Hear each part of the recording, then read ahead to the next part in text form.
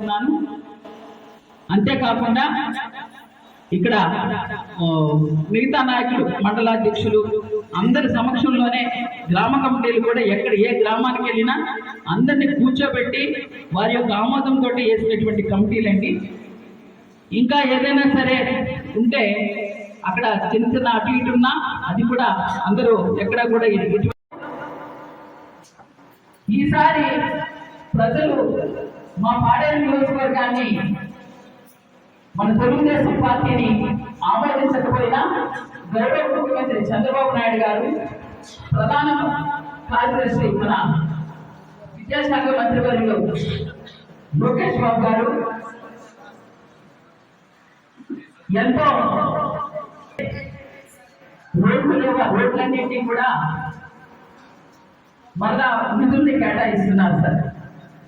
అంతేకాదు సంక్షేమంలో ఏదైతే 3,000 నుంచి 4,000 రూపాయలు పెన్షన్ ఇస్తాం, ప్రస్తుతం మన పార్టీ ఇస్తున్నటువంటి అభివృద్ధి సంక్షేమాలని ప్రతి ఒక్కరూ కూడా నాడి బాధ్యత అని ప్రజల్ని చైతన్యపరచాల్సినటువంటి సమయం ఇప్పుడు మనది.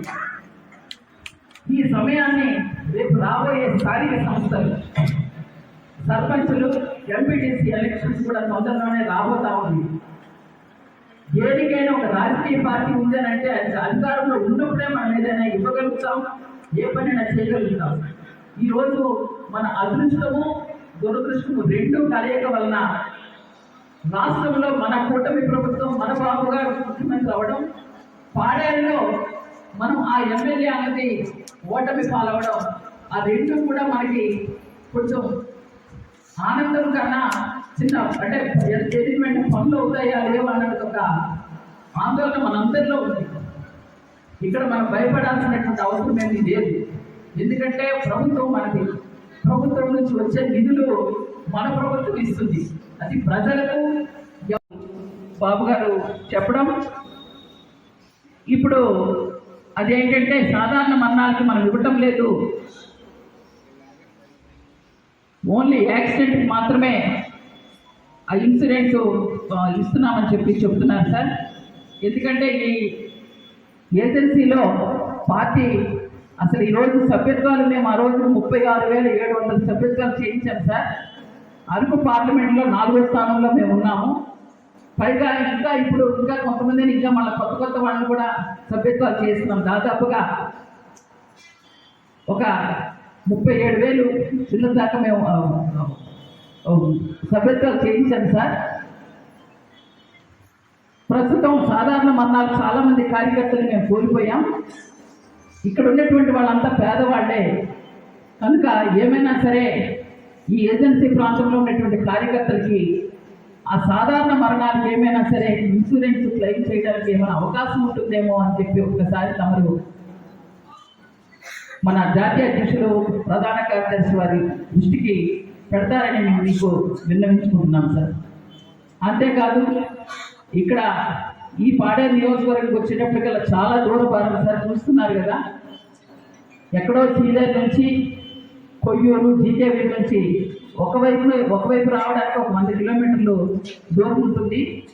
అయినా సరే రోజు తప్పింది రోజు నాగరాజు గారు, లక్ష్మణరావు గారు, సోదరు ప్రసాద్ గారు, వీళ్ళందరికీ, అలాగే వేదిక మీద ఉన్నటువంటి వివిధ హోదాల్లో ఉండేటువంటి తెలుగుదేశం పార్టీ కుటుంబ సభ్యులు 50 మందికి నా నమస్కారాలు.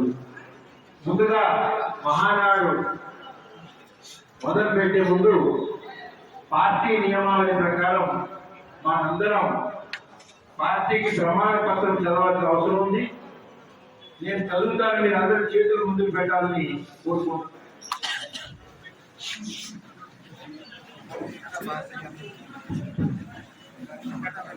తెలుగుదేశం పార్టీ ఆశయాలకు, పవిత్ర లక్ష్యాలకు కట్టుబడి ఉంటూ పార్టీ సభ్యులుగా క్రమశిక్షణతో, ప్రజాసేవా భావంతో